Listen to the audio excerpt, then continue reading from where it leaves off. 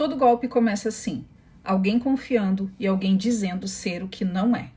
O nosso começou no final de 2021, quando um bandido entrou na nossa vida dizendo ser cristão, honesto e temente a Deus. Mas isso acaba agora, porque as audiências do julgamento vão começar.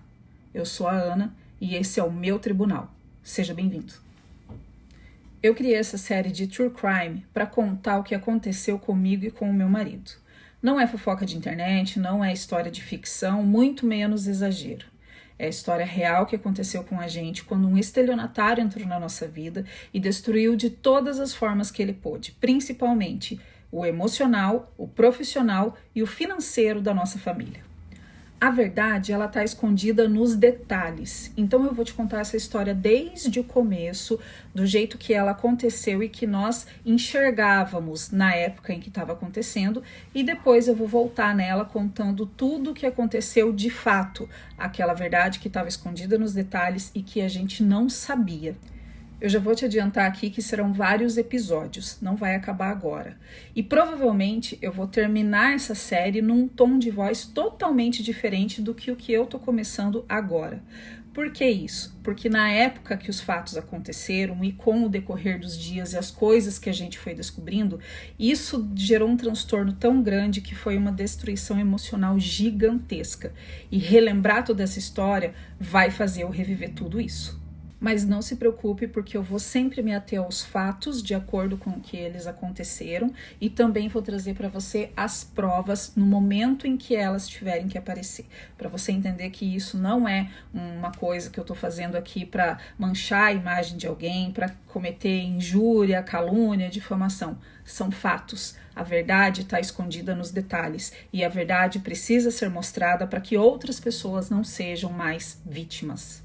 Então, se você está preparado, vamos começar a primeira audiência. Aqui eu vou te apresentar um contexto do que aconteceu antes desta pessoa entrar na nossa vida e fazer o que fez, porque assim você vai conseguir entender o porquê algumas atitudes foram tomadas do jeito que foram, ou porque algumas atitudes também não foram tomadas quando deveriam ser. Então vamos começar por 2016, ano em que eu, meu marido e a nossa filha, que tinha 4 anos na época, viemos morar aqui nos Estados Unidos, em maio daquele ano. A ponte pra gente vir pra cá foi um amigo, que eu vou chamar amigo número 1, tá? Eu não vou dar nome de ninguém aqui, a não ser o estelionatário, né? Que por enquanto eu vou chamar de o estelionatário. E o nosso, né? Então, de resto eu não vou expor ninguém, tá? Então, esse vai ser o amigo número 1, o que fez a ponte pra gente vir do Brasil pra cá. No Brasil, eu era servidora pública estadual do Paraná, a gente é da cidade de Araucária, e o meu marido trabalhava na empresa Caterpillar, que fica na cidade de Campo Largo, do lado.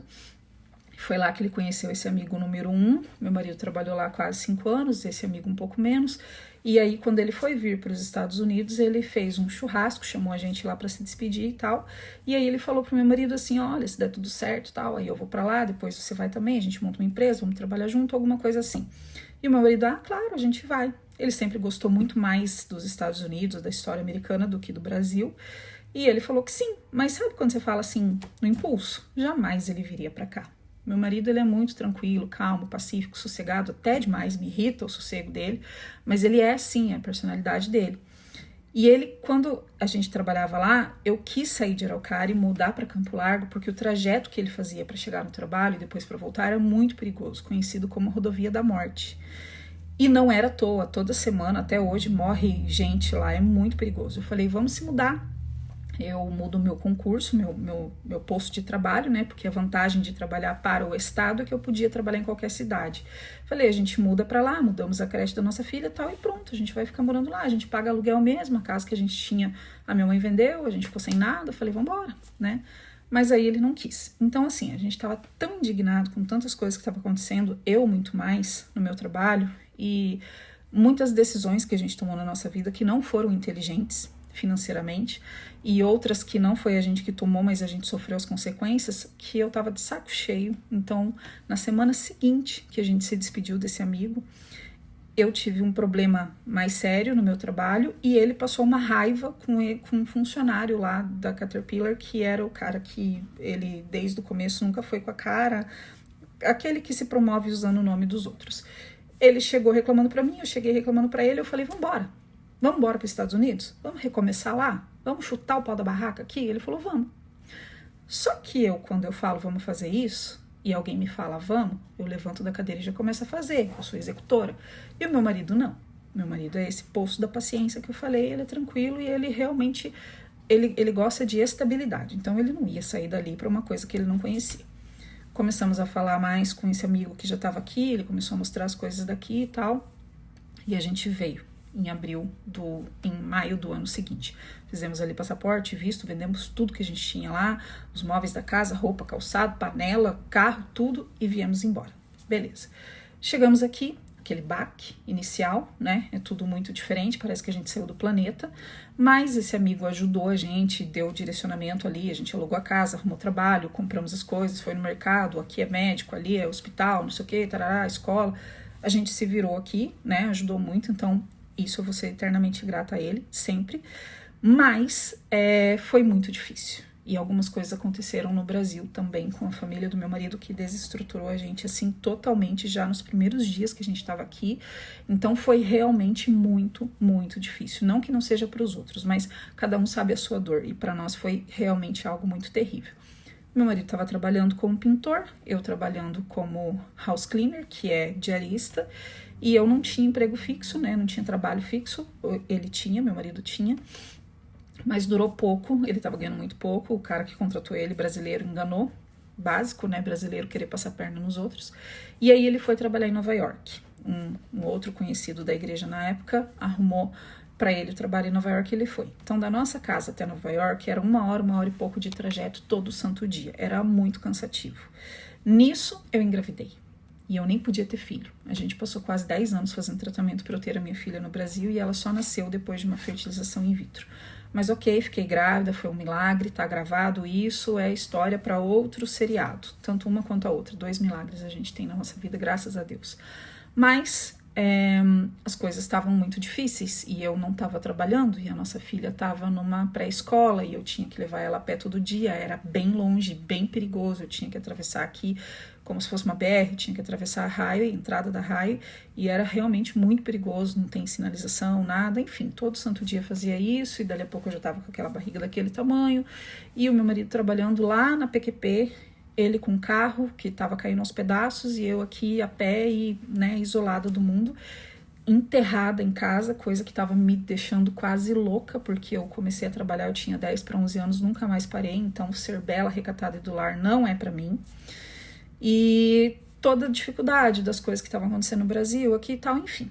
Aí, o amigo número 1, assim como foi a ponte pra gente vir pra cá, também foi a ponte pra o número 2 vir do Brasil, que até então era o número 2, depois ele virou o estelionatário. Na verdade já era, né? É que a gente não sabia. Mas o amigo número 1 foi a ponte pro estelionatário vir do Brasil pra cá. A gente não conhecia ele, conhecemos aqui. Eu fiquei chateada no começo, vou confessar. Fiquei chateada no começo porque eu pensei, poxa, o amigo número 1 sabia da dificuldade que a gente estava passando, os perrengues aqui, tudo. Meu marido trabalhando lá em Nova York, longe, né? Eu sozinha, se acontece alguma coisa com as crianças, tal, enfim. E aí o outro veio do Brasil e ele já arrumou serviço direto para o outro, trabalhar junto com ele na empresa que era aqui na nossa cidade, a 5, 10 minutos da nossa casa. Então eu fiquei chateada no começo, sim. Mas ele não tinha obrigação nenhuma, né? Podia ser coisa da minha cabeça. E mesmo que ele tivesse obrigação, se ele não quisesse fazer, não fazia também, né? E pronto, acabou. Fato é que eu fiquei chateada no começo, mas ok, passou. E aí o que acontece? Né? A gente já estava passando por todos esses perrengues, meu marido saiu da empresa de Nova York no começo de 2018, janeiro de 2018, e foi trabalhar aqui na nossa cidade, numa manutenção de carro, uma empresa que faz mecânica de carro. E ele não é, meu marido é mecânico de manutenção industrial.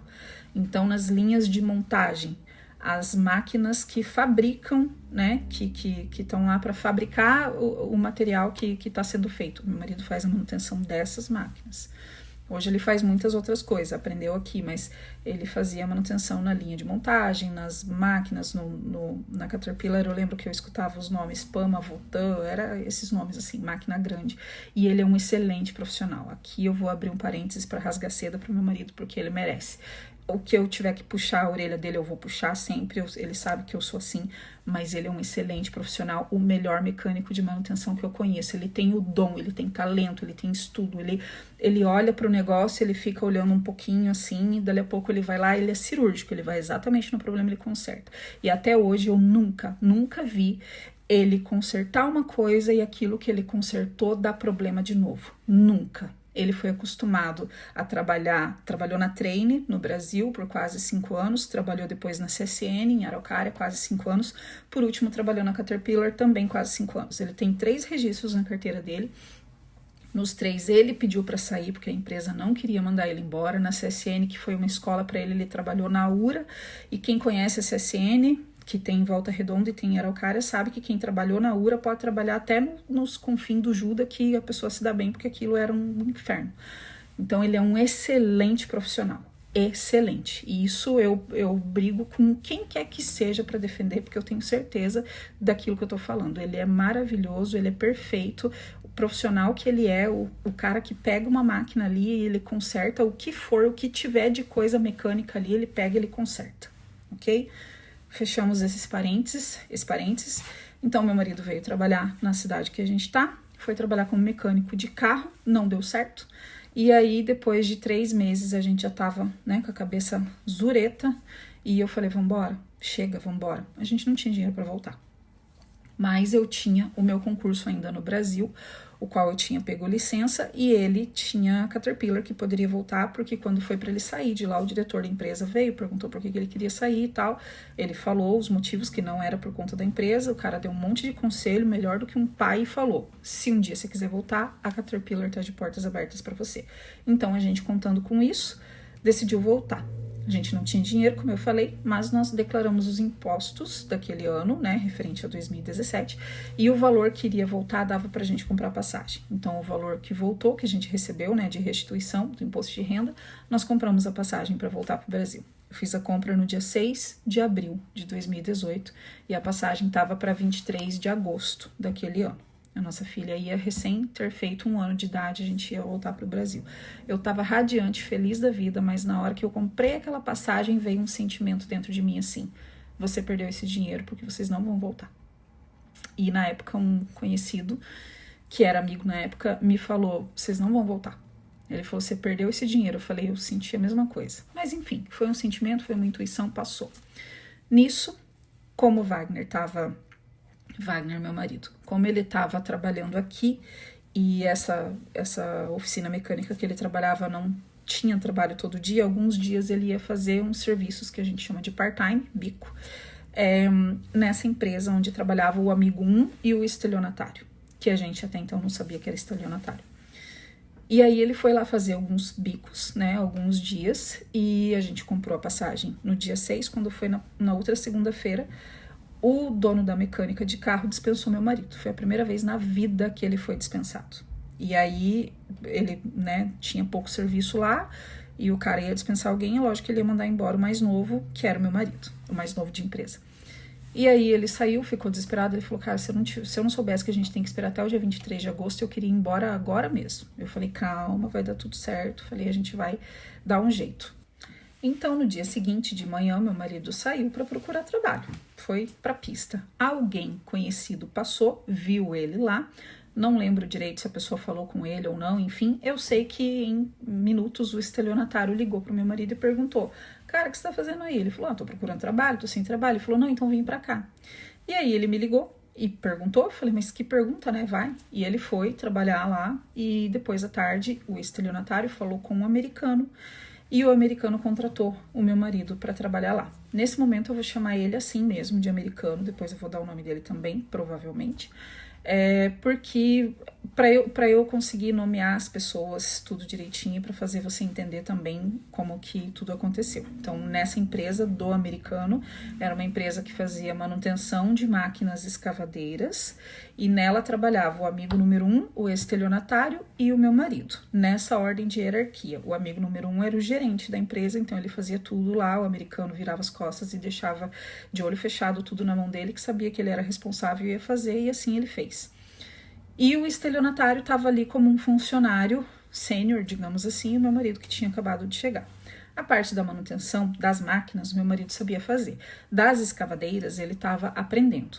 Só que aí, com o tempo, o americano começou a mudar o rumo da empresa dele.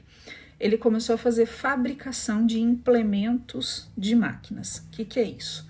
Exemplo, aquela máquina escavadeira que faz o buraco no chão para tirar a terra, que aqui eles usam muito para fazer fundação de casas, fazer, enfim, todo tipo de construção. Aquela garra se chama bucket, tá? Então, aquela coisa que finca no chão e tira a terra se chama bucket. E aí, por cima, nem todas as máquinas têm, a maioria delas não vem de fábrica, assim, até onde eu sei, tem um polegar que vem por cima dessa bucket. Então, faz de conta que, ó, a bucket tá aqui, tá? Isso aqui é a bucket que entra lá na terra e faz o buraco. E aí aqui tem um polegar que vem e segura, por exemplo, quando vai colocar lá num lago que tá cheio de entulho, de árvore, de galho e tudo. Ele entra lá, essa garra vem e fecha para prender tudo que tá ali dentro, né? E tirar. O nome desse polegar aqui se chama thumbs. Então, é polegar mesmo, a tradução literal é essa. Então, ele começou a fabricar esse thumbs, porque os clientes dele vinham com essa máquina que tem a garra e ele fabricava o thumbs. E ele viu que a fabricação dava muito mais dinheiro do que a manutenção. Então, o amigo número 1, que era o gerente da empresa, começou a fazer manutenção por conta própria nos clientes que eram dali, e alguns outros clientes ele fazia manutenção pela empresa. Só que para comprar material era tudo muito caro, enfim, ele estava começando, então ele fazia isso em conjunto com a empresa do americano. Com o tempo ele passou a ficar mais fora da empresa do que ali dentro dela. E com isso, o estelionatário foi ganhando espaço. O estelionatário, que na época a gente ainda não sabia, mas assim, tem uma inveja doentia, não ficou por baixo, então ele foi abrir uma empresa para ele também e começou a fazer serviço por fora também. Inclusive, a gente foi descobrir depois que o amigo número 1 tinha alguns serviços que ou ele não dava conta de fazer ou ele simplesmente terceirizou por ser algo muito mais fácil, enfim, para o estelionatário. E o estelionatário ia lá, ao invés de, chegar e falar assim, eu vim aqui fazer um serviço pro cara, fulano de tal, que era o amigo número 1, e qual que é o serviço tal, vou fazer. Ia lá, fazia, depois ligava pro amigo número 1, falava, terminei o serviço lá, conversa com o cara, não sei o que, vê se tá tudo certo, beleza, é isso, acabou. Não, ele ia fazer o serviço, terminava, ele entregava o cartão dele pro cara e falava assim, da próxima vez me chama que eu venho e faço mais barato pra você. Isso é coisa do estelionatário, né? Até então ninguém sabia de nada. Todo mundo achava que era um cara maravilhoso, porque ele era super gente boa, cristão, honesto, temente a Deus, ia na igreja com a esposa, colocava terno, todo mundo bonitinho, fazendo selfie com um biquinho e tudo certo, né? Então era essa pessoa maravilhosa que aos poucos foi se revelando quem realmente era. O clima começou a ficar pesado ali dentro, não sei como ou quando isso começou, nem o porquê que isso começou, mas entre o amigo número 1 e o estelionatário, o clima ficou pesado. Era muita discussão, o amigo número 1 vinha falar pro meu marido mal do estelionatário, o estelionatário vinha falar pro meu marido mal do amigo número 1. Meu marido ficava no meio ali, intermediando, falando, não faz isso, não faz aquilo, não sei o que, porque ele não gosta de briga. Meu marido, ele odeia briga, ele odeia confusão, ele odeia gritaria, ele odeia tudo isso. Então ele tenta apaziguar, ele tenta resolver. E se ele realmente não dá conta de resolver, ele simplesmente sai de cena. Mas ele é essa pessoa apaziguadora. Ele jamais vai colocar lenha na fogueira para fazer mais briga, né? Então, ele é a versão masculina da Madre Teresa de Calcutá, assim, que eu nomeei ele, principalmente nessa época. E aí, o que aconteceu? Num belo dia, o amigo número 1, desconfiado que o estelionatário estava roubando a empresa, foi e abriu a van de trabalho do estelionatário e pegou materiais da empresa que o estelionatário roubou da empresa. Falou para o americano ficou pé da vida, com razão, e demitiu o estelionatário. O meu marido, vendo toda aquela situação, entrou em desespero, porque coitado do estelionatário. E aí ele foi e falou com o estelionatário, isso eu escutei, porque ele ligou, e meu marido tem mania de ligar e tá tão alto, ou ele põe no Viva Voz que dá pra gente ouvir tudo. E eu escutei ele falando com o estelionatário, ele falou, poxa, cara, eu conversei com ele, falei pra ele não fazer isso, porque você chegou tem pouco tempo do Brasil, tem a tua esposa, né, você precisa do trabalho, e você trabalha bem, e não sei o que e tal. e o americano não falou nada, simplesmente disse que era para ele sair, senão ia chamar a polícia, se eu não me engano, não tenho certeza, se não foi dessa vez, foi de uma próxima que eu ainda vou te contar. Mas teve essa conversa, e o estelionatário falou que não foi desse jeito que aconteceu, que ele tinha falado para o americano que ele ia pegar as peças, assim como ele já estava pegando e usinando outras peças no torno lá e tal, e falando para o americano, só que o americano esqueceu. E aí, de repente, o amigo número 1 foi lá, abriu a van dele, mostrou a van dele e levou para ele dizendo que ele estava roubando. Ele preferiu acreditar no amigo número 1, porque o cara é gerente, porque ele tá lá mais tempo e tal. E o meu marido caiu nessa, eu também. Fiquei com dó e falei, bom, vamos ver no que vai dar. Resultado de tudo isso, o americano perdoou, meu marido interviu, o amigo número 1 ficou chateado com o meu marido, com razão, porque ele não tomou partido, e deveria, nesse momento, eu acho que deveria. E aí, o que aconteceu? Recontratou o estelionatário, o amigo número 1 ficou indignado e pediu para sair da empresa, e saiu. Demorou acho que alguns dias ainda, mas ele saiu da empresa e foi trabalhar por conta própria. O estelionatário virou gerente da empresa para, nesse momento, cometer muito mais roubos, né? Se aproveitar muito mais. E a história só foi piorando. Ele tinha um sócio, que também não vou falar o nome dele aqui, vou dizer sócio, primeiro sócio do estelionatário. Esse primeiro sócio do estelionatário, ele levou lá para dentro da empresa para trabalhar lá. O cara também não sabia que ele era um estelionatário, ninguém sabia. E aí o que aconteceu? Ele chamou o meu marido para ser sócio dele também. E o meu marido fez alguns trabalhos com ele, só que aí ele pegou um trabalho muito grande em um junk car. Junk car é um ferro velho, que fica numa cidade a 30 minutos daqui. E aí ele chamou meu marido, e o meu marido praticamente fez o projeto do trabalho que ele ia fazer lá, que eles iam pegar 2 containers, um container de cada lado, e aí nesses 2 containers ele ia colocar uma cobertura, fazer um arco bem grande, nesse arco embaixo ia guardar as máquinas lá, escavadeira gigante, né, máquina de construção bem grande, ia ficar ali debaixo para que não molhasse, enfim, para proteger. E se eu não me engano, o container também ia servir para guardar algumas coisas. E aí ele fez esse projeto, tudo, né, meu marido ia junto trabalhar, eram uns 3 que iam fazer esse serviço juntos, fora do trabalho que eles, né, faziam ali na empresa do americano. E aí ele a ganhar um dinheiro extra, eu não me lembro exatamente o valor, mas eu acho que era $1.500 na época que ele ia ganhar trabalhando 2 ou 3 sábados. Eu falei, bom, vai dar $500 por dia, né, vai, um valor bom que você não ganha isso fazendo hora extra com o americano. Só que aí não deu 2, 3 dias, deu acho que 7, se eu não me engano. E no meio de tudo isso, meu marido olhou e falou, não. Ele se acha espertão, ele se acha o empresário, ele se acha o cara que sabe de tudo, mas ele não sabe, ele calculou errado, teve que comprar mais material, o cara não gostou muito, ele calculou ali o equipamento que a gente ia precisar errado, tal coisa não deu certo. Eu sei que deu tanto problema que meu marido conseguiu ver naquele momento que ele se dizia um empreendedor, mas de fato ele não era um empreendedor. Não era um cara que sabia gerenciar tudo isso, era uma coisa muito grande para ele, pelo menos naquele momento. E aí o meu marido ficou chateado, conversou com ele, falou, né, ele pagou o que ele tinha prometido, mas ele tinha prometido isso em 2 ou 3 vezes, digamos assim, meu marido teve que ir 6, 7 vezes, então foi prejuízo. Eu falei, bom, vamos fazer as contas aqui, se você tivesse trabalhado fazendo hora extra para o americano, você ia ganhar mais do que ganhou fazendo tudo isso, né, mas enfim, já tinha ido, falei, fica de lição, não faça mais. Ele começou a fazer outros serviços pequenos por aqui nas redondezas e levava o meu marido. Por que ele levava o meu marido? Porque o estelionatário não tem formação nenhuma. Não sei nem se ele tem o ensino médio, 2º grau completo, não sei. E o meu marido, ele é técnico de manutenção industrial. Ele tem formação de 2 anos pelo CTI. Quando ele se formou, todo mundo trabalhava em empresa, eles iam lá e pegavam a assinatura do chefe para dizer que tinha feito o estágio. O meu marido não fez isso. Tanto é que todo mundo se formou em dezembro e ele se formou no final de janeiro.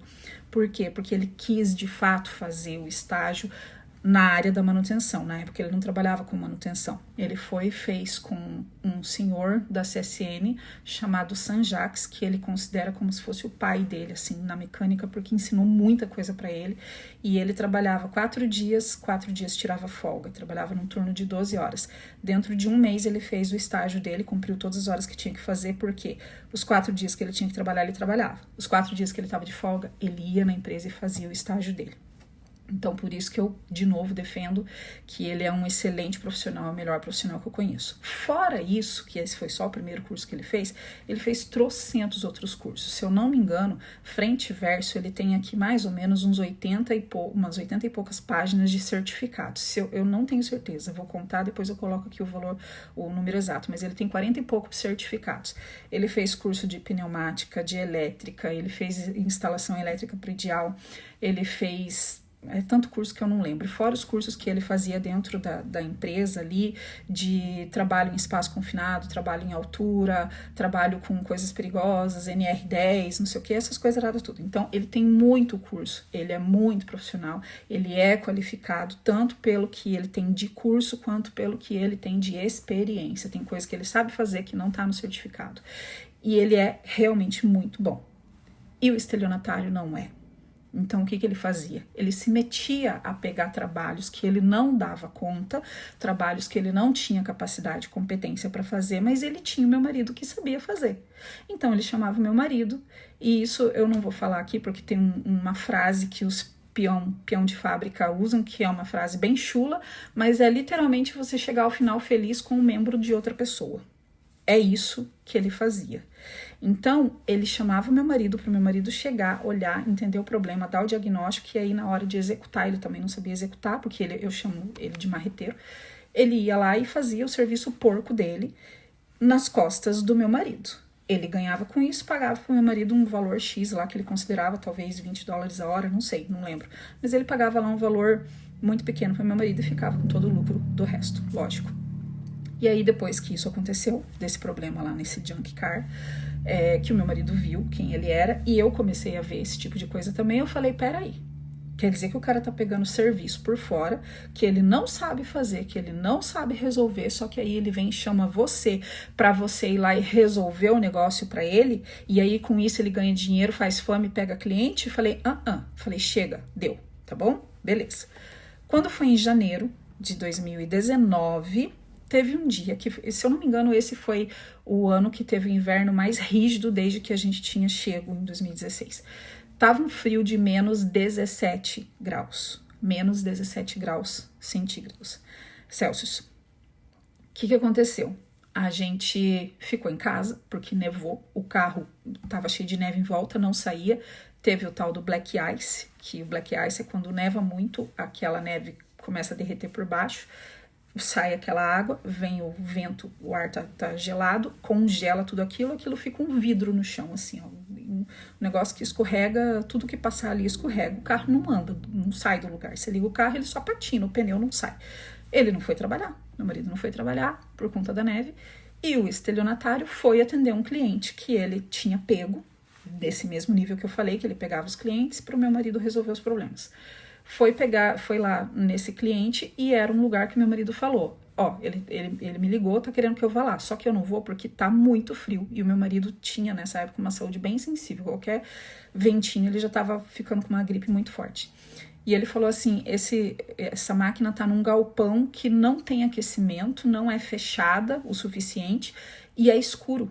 E aqui, agora eu tô gravando, é 4 horas da tarde, já tá escurecendo. No inverno escurece muito rápido aqui. 5 horas da tarde já tá totalmente escuro, como se fosse meia-noite. E aí ele falou, não tem luz, não tem aquecimento, o lugar é aberto, tem uns buracos assim por baixo da parede ali e tal, parece um celeiro. E eu não vou lá, né? Enfim, eu falei, não vai mesmo. Ele até tava quase indo. Eu falei, não vai, de jeito nenhum você vai sair. Eu falei, o quê? Você vai sair agora pra fazer um serviço, depois vai ficar uma semana em casa sem trabalhar e sem receber? Não vai. Não foi. Só que aí o estelionatário ligou pra ele. Ligou de noite, não dava pra ver nada. Ligou e falou assim, Wagner, tô aqui resolvendo o negócio da máquina, do fulano lá, falou o nome do dono da empresa, do dono da máquina, né? Falou assim, eu não tô achando qual que é o problema. Claro que não tava achando, não sabia nem por onde começar, não sabia nem por onde a galinha mijava. E aí, ele por telefone, com a lanterna do telefone, ele estava filmando e ele queria que meu marido detectasse o problema ali daquele jeito. É lógico que não tinha como, ele fez o que deu, mas eu do lado, olhando para o meu marido, já estava indignada com aquela situação, porque se tem um negócio assim que eu odeio, é injustiça. E aquilo para mim era muito injusto. O cara tá usando o meu marido, usando a profissão, o profissionalismo, a competência, as habilidades do meu marido para ganhar dinheiro nas costas dele. Eu achei aquilo um absurdo, eu falei, deu, né? Beleza. Passou um tempo, ele realmente não foi, né? Ajudou ali o que pôde, não lembro se conseguiu resolver tudo ou não. Depois resolveu lá o problema, entregou o negócio, tudo. Não lembro também se meu marido recebeu, se não recebeu, enfim. Passou um tempo. Este estelionatário saiu da empresa do americano. Saiu da empresa do americano e foi trabalhar como funcionário onde? Lá no Junk Car. Aquele que ele tinha ido, que eles tinham feito o serviço, que deu pano para manga, que ele calculou errado e que tomou prejuízo. Foi trabalhar lá. E o meu marido ficou sozinho na empresa, trabalhando. Isso aconteceu em meados de 2009, não tenho certeza, mas acredito que foi antes da metade de 2019. Ok, ele trabalhando lá, nunca mais se teve notícia. Simplesmente saiu. Meu marido ficou sozinho, fazendo tudo na empresa, sozinho. Não tinha outro funcionário. Depois de 4 ou 5 meses é que o americano contratou um outro funcionário, um porto-riquenho que tinha acabado de sair da high school, do ensino médio, não sabia nada. Meu marido ensinou ele a fazer tudo e ele fazia, assim, coisas limitadas ali. Não tinha como ensinar ele a ser um técnico, como é o meu marido. Mas ensinou ele a fazer bastante coisa e soldar, enfim. E foi fazendo o serviço dele, depois veio outro e outro funcionário. Chegou um momento que eles tinham, se não me engano, 6 ou 7 funcionários ali dentro. E o meu marido era como se fosse o gerente, não tinha esse cargo nem oficialmente, nem recebia para isso. Mas era ele que cuidava de tudo, ele que direcionava, tipo, ó, tem que fazer isso aqui primeiro, aquele ali e tal e tal. Só que o meu marido não é de ficar em cima, ele não é de ficar falando. Então os caras faziam muita coisa errada ou não faziam com tanta maestria como ele fazia. E o americano dava uma xingada, e eles são todos de Minas Gerais, e o meu marido, né, a gente é do Sul, e aí criou um bordão lá, digamos assim, ele gritava fuck you Minas, enfim, o americano. E aí vinha chamar o meu marido, chamava ele de, né, você é Minas, não sei o que tal, ou ele falava, eu sou do Sul, o americano falava pro meu marido, mas assim, num clima de brincadeira, mas com humilhação ali no meio, disfarçado dessa brincadeira. Do estelionatário nunca mais se teve notícia, mas de tempo em tempo, como meu marido trabalhava nessa empresa e o americano não pagava overtime, que é hora extra, não pagava férias, ele nunca teve férias lá, ele não tinha folga, ele não tinha os direitos dele, né, como uma pessoa que estava trabalhando ali já fazia um bom tempo. Era uma situação, assim, bem triste, bem ruim. Ele não pagava em dia, não pagava tudo, vivia tendo que pedir dinheiro pro cara e falava, cara, você precisa me pagar, eu tenho que receber, eu tenho conta pra pagar. O cara falava, você tem que aprender a salvar dinheiro, eu não tenho nada a ver com os teus problemas. Só que era o salário dele, o cara não pagava o salário. E aí, quando meu marido reclamava e falava que ia sair da empresa, ele pagava um churrasco para todo mundo. Não era só com meu marido, ele fazia isso com todos os funcionários. Pagava um churrasco, levava eles para andar de barco, falava que não ia pagar porque não tinha dinheiro, porque os clientes não tinham pago, ele tinha que esperar receber dos clientes para depois pagar os funcionários, coisa que era um absurdo, porque tinha muito cliente, tinha muito serviço. Mas enfim, era uma situação bem constrangedora e muito humilhante. Mas o meu marido precisava do trabalho e ele não queria sair, e eu falei trocentas vezes para ele, saia, por favor, pelo amor de Deus, saia, isso não é ambiente para você trabalhar. Além do que, este americano, ele montou essa empresa com o dinheiro que ele recebeu não sei como se chama aqui, mas enfim, do governo americano, porque ele tinha sido preso por tráfico de drogas, ficou preso quase 4 anos, e aí acho que ele recebeu como se fosse uma indenização do governo, ou quando sai, eles dão lá tipo uns $10 mil lá pra pessoa recomeçar a vida, sei lá o que. Então ele foi preso por tráfico de drogas, cumpriu pagou tudo que ele devia lá na justiça, saiu, mas ele continuava fazendo uso da cocaína, e inclusive na empresa, porque a esposa dele não gostava que ele usasse em casa, então tinha isso lá. O Fred, lembra que eu falei que era amigo do americano? O Fred também usava com ele, e às vezes ele ameaçava o americano, falava, eu vou chamar o departamento de trabalho para você, e ele ficava um doce. Esse Fred levava prostituta lá dentro, porque ele morava lá, ele dormia num sofá, não tinha chuveiro lá dentro, não tomava banho, então chegar perto dele era um negócio assim tenebroso. Eu vi tanto o traficante lá, quanto uma prostituta fazendo o serviço dela, meio-dia dentro do carro, no sol, debaixo de uma árvore lá, mas assim, né? Enfim, não era um ambiente para um pai de família trabalhar.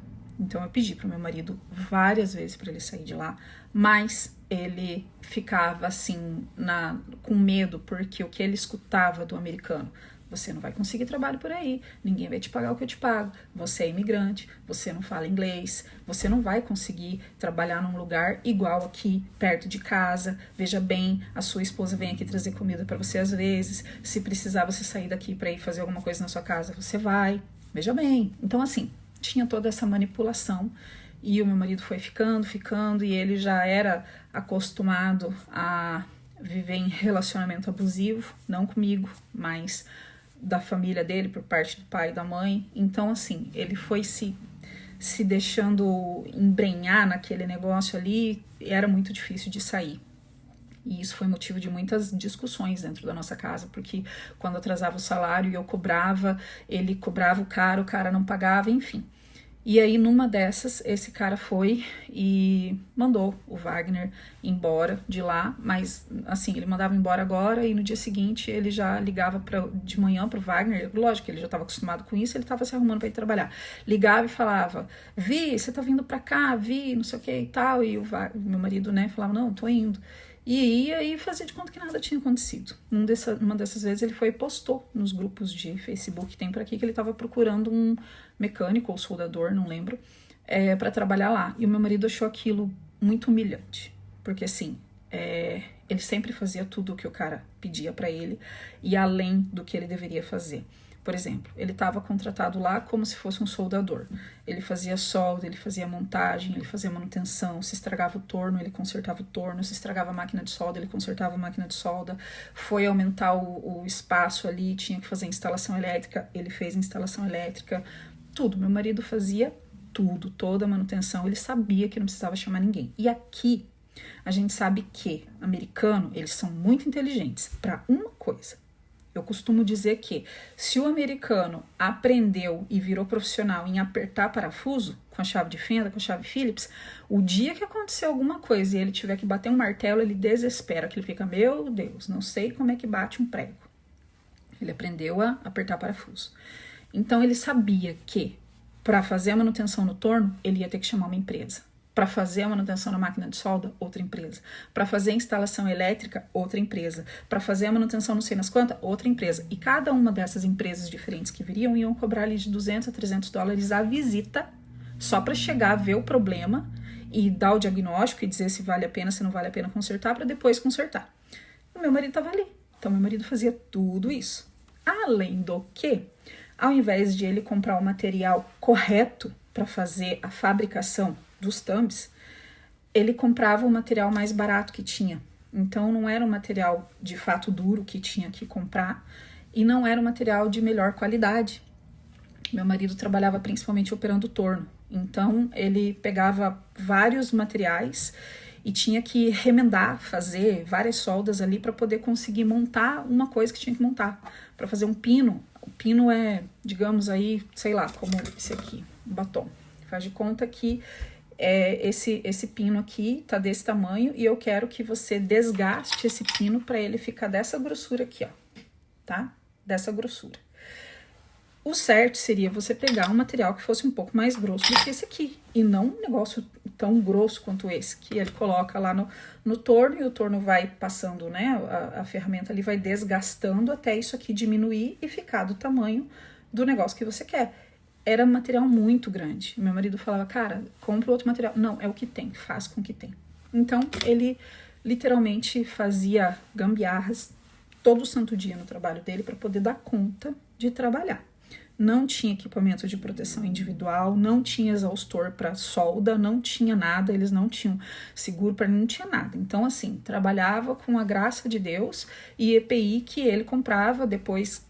Com muito jeito e muita insistência, ele conseguiu pedir pro cara, ele comprou, se eu não me engano, uma tocha de solda, alguma outra coisa que ele comprou que tinha uma qualidade melhor, óculos de proteção, alguma coisa assim, mas nada muito caro. Tipo, ele não investia em segurança. Aqui não existe muito segurança de trabalho para os peões, né? O pessoal que trabalha no trecho, como a gente diz assim.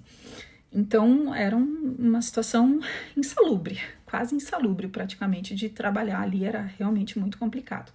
E aí ele fez essa postagem que estava procurando um soldador, meu marido ficou bem chateado, nisso ele foi e mandou mensagem pro estelionatário, sabendo que o estelionatário estava lá no Junk Car trabalhando, foi e mandou mensagem para ele, falou, tudo bem, como é que você tá, quanto tempo, não sei o que tal, e aí, tem vaga aí para mim? E o estelionatário falou bem assim, cara, eu vou ver. Daí depois mandou mensagem dizendo que tinha, que se ele quisesse ir para já, tipo, começar no dia seguinte, ele ia pagar $700 a semana. E o meu marido nem respondeu, porque o estelionatário sabia que ali ele ganhava mais do que aquilo. Então, assim, uma humilhação dupla, né? Primeiro do chefe americano, depois do estelionatário. Passou. E o que a gente ouvia falar, o que a gente sabia é que o estelionatário estava muito bem, porque ele viajava para Flórida, para Califórnia, comprava carro 0 quilômetro e tudo ele postava, tudo ele tinha que postar. Comprava moto de trilha, ele e a esposa fazendo trilha, eles fazendo um monte de coisa, aí ela ficou grávida, fizeram um vídeo maravilhoso deles no barco, no lago, enfim, era uma vida maravilhosa, o cara que veio para cá e batalhador, honesto, decente, que conseguiu realizar o sonho americano. Tudo fachada. Tudo fachada. E é aí que começa a cair as pranchas dele. A casa dele começa a cair. Por quê? Quando chegou 2021, ano que já tinha passado a pandemia, então isso que eu falei, né, desde 2018, 19, 20, 21, foi tudo isso acontecendo. Chegou ali em agosto, setembro de 2021, de repente o estelionatário apareceu lá na frente da empresa, andando de bicicleta, já com o filho dele, que estava prestes a completar 1 ano de idade, e meu marido falou para mim assim, hoje o estelionatário apareceu lá e estava andando ali na frente da empresa, tal, achei meio estranho, disse que foi lá para mostrar o filho pro americano. Eu falei, ué? Falei, do nada, assim, nunca mais tinha dado sinal de vida, de repente apareceu do nada. Ele falou, pois é, do nada. Mas do nada não foi, né? Na semana seguinte, o estelionatário estava lá dentro da empresa trabalhando pro americano de novo. Muito estranho, mas depois a gente foi entendendo tudo o que tinha acontecido. No dia 26 de agosto de 2001, o boiler da nossa casa explodiu. O boiler é como se fosse uma caldeira, é como se fosse uma panela de pressão do tamanho de um frigobar, maior um pouco que um frigobar, e é responsável ali para fazer todo o maquinário funcionar e tal, para aquecer a casa no inverno. E a empresa que é responsável por fazer a manutenção fez a manutenção, era um senhorzinho bem de idade, e a gente acredita, não sabemos até hoje com certeza, mas a gente acredita que ele esqueceu uma válvula fechada, e quando ligou, a água começou a circular, o óleo diesel esquenta a água começou a circular, chegou ali, não tinha para onde ir, aquilo quente é como uma panela de pressão que evaporou toda a água dentro. Então aquilo foi uma explosão gigantesca, destruiu o nosso basement. A gente estava descendo pro basement na hora, por Deus que a minha filha pequenininha na época tinha 3 anos, ela voltou da metade da escada para trás, falou, eu preciso ir no banheiro. A gente estava descendo lá pegar piscina, que agosto é um mês pior de calor aqui, e aí ela falou, preciso ir no banheiro, voltou. Quando ela entrou no banheiro, explodiu a casa. E aí explodiu o boiler lá embaixo, então lá embaixo destruiu tudo, foi peça desse boiler, que é um aço fundido para tudo quanto é lado. Se a gente estivesse lá embaixo, nós teríamos morrido. E aí começou a entrar fumaça dentro de casa, liguei pro bombeiro, foi aquele carnaval, bombeiro, polícia, ambulância, tudo. E a gente precisou ficar morando em vários hotéis diferentes, porque não tinha como morar dentro de casa, dentro da nossa casa, que também foi todo contaminado pelo óleo diesel, que ele evapora, se junta com o vapor da água e impregna em tudo. Então a gente perdeu quase todos os móveis, roupa, cortina, tudo. E quebrou várias paredes aqui dentro também.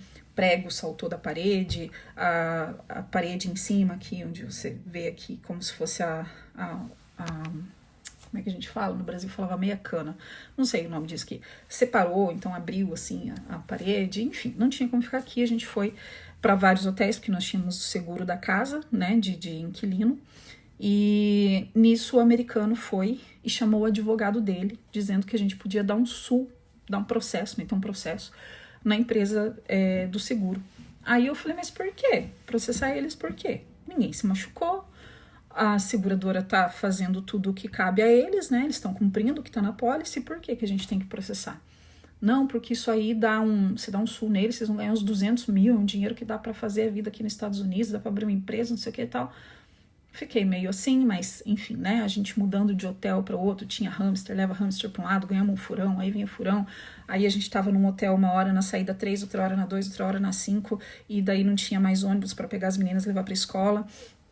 Eu tinha que levar elas todo dia, buscar elas todo dia, aquele transtorno, hotel, não tem cozinha, não tem comida, então tinha que ficar comendo fora, comprava as coisas no mercado, cozinhava, né, cozinhava, que eu digo é fazer café, ali lavava a louça do café na pia do banheiro, enfim, aquele transtorno, criança, roupa, computador, para tudo quanto é lado, porque eu estava trabalhando em casa com marketing digital, então eu tinha que estar no computador praticamente todo o tempo, aquele auê.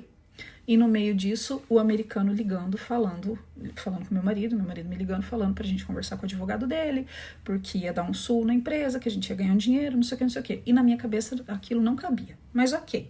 Marcamos um dia, fomos lá, conversei com o advogado, expliquei tudo pra ele, e ele falou, mas eu não tô entendendo por que vocês querem dar um sul na seguradora. Eu falei, eu também não tô entendendo, tô aqui porque o cara mandou a gente vir aqui falar com você.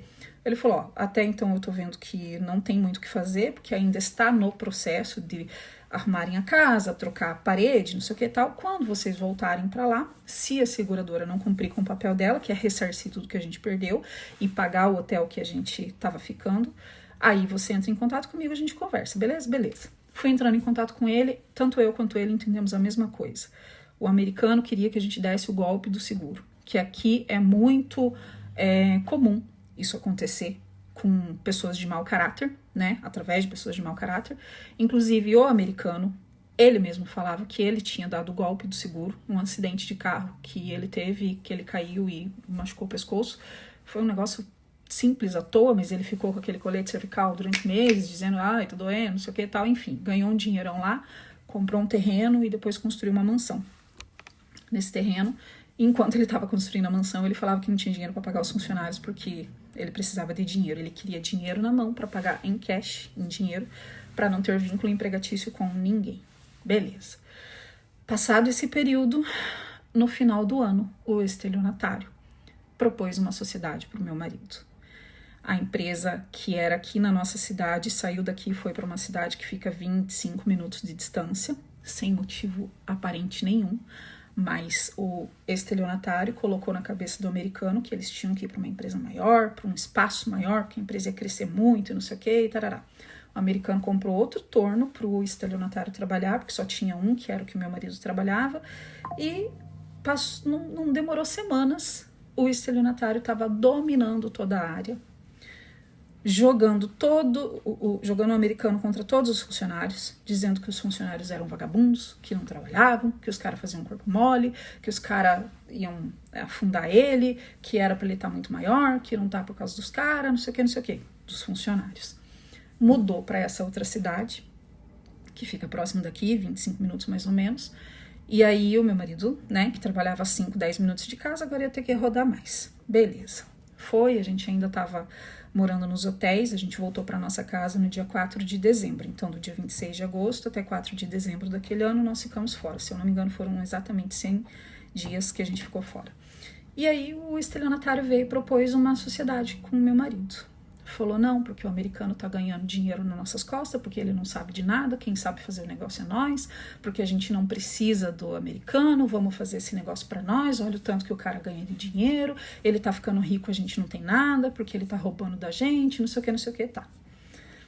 E aí eu escutando tudo aquilo que o meu marido trazia e me contava todo santo dia, essa história, eu escutando tudo aquilo e pensando, mas com ele? Com esse estelionatário, aquele que roubou e tal? E o meu marido falou, não, mas é que agora ele tem filho, ele mudou. Ok. E só me falava coisas boas. Aí ele começou a falar do mesmo videogame do meu marido, do mesmo tipo de moto, mesmo tipo de carro, mesmo tipo de viagem, enfim, era o par perfeito, era o amigo perfeito. E eu sempre fui uma pessoa que eu tenho poucos amigos. Os que eu tenho tem mais de décadas, acho que eu não tenho nenhum amigo que é recente assim, porque eu sou uma pessoa que o que eu tenho que falar eu falo e ponto. Se me perguntar, eu vou falar. Se não quer ouvir minha resposta sincera, nem pergunta. Por conta disso, eu sou muito mal falada, muito mal vista, eu tenho poucos amigos. E, justamente por ter sido sempre, assim, injustiçada, de certa forma, né, das pessoas falarem de mim sem nem me conhecer direito, eu pensei o mesmo da criatura. Eu pensei, vai que falam dele assim como falam de mim sem nem conhecer direito, porque tudo que eu sei dele até o momento é o que me falaram dele, não o que eu vi ou vivenciei. Então, ok, vamos dar uma chance. Compraram o primeiro equipamento para fazer a sociedade deles. Em dezembro, se não me engano, foi dia 10 de dezembro.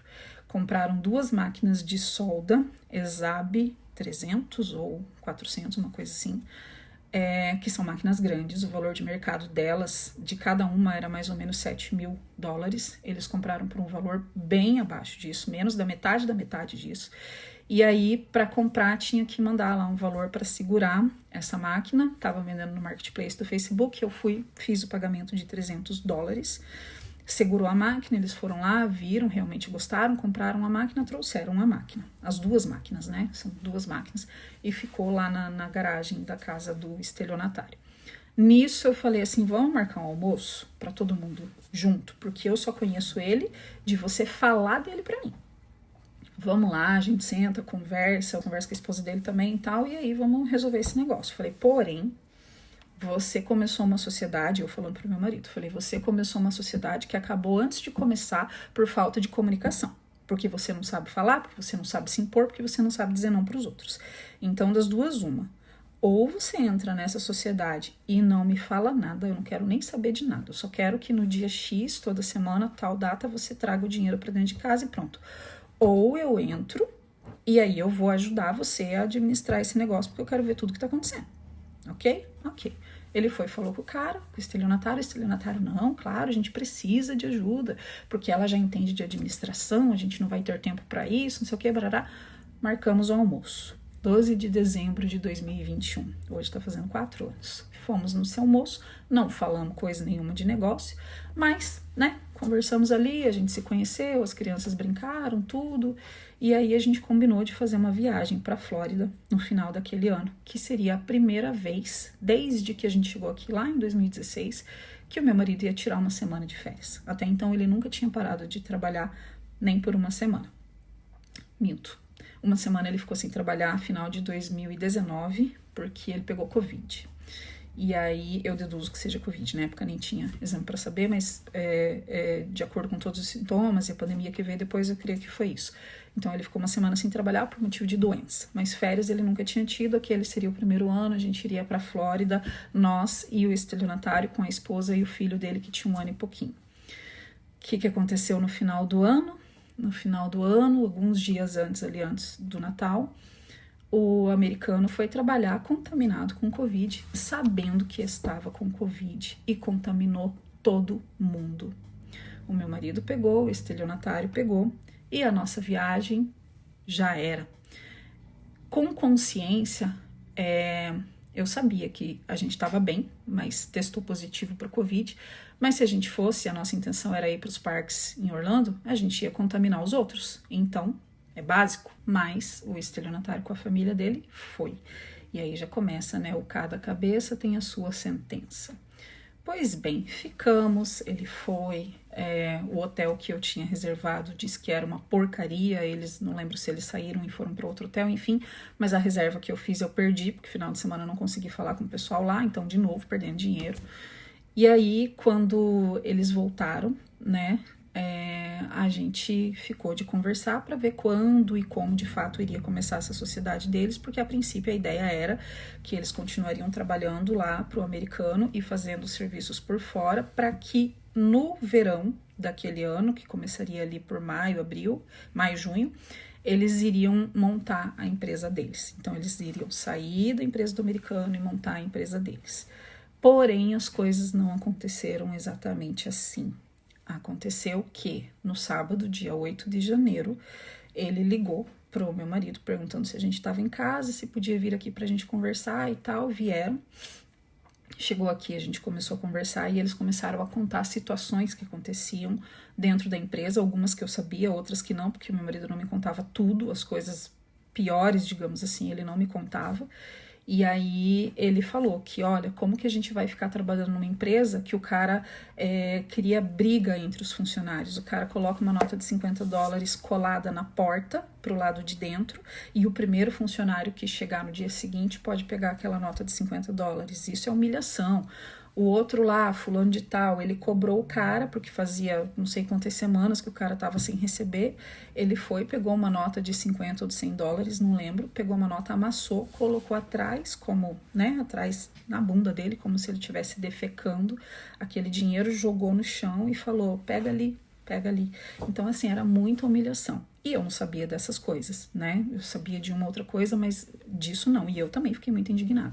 Então, o estelionatário estava falando naquela semana já com um dono de uma empresa na Flórida, porque eles queriam ir embora para a Flórida, que o cara estava precisando de mecânico diesel. E o meu marido não é mecânico diesel, ele menos ainda.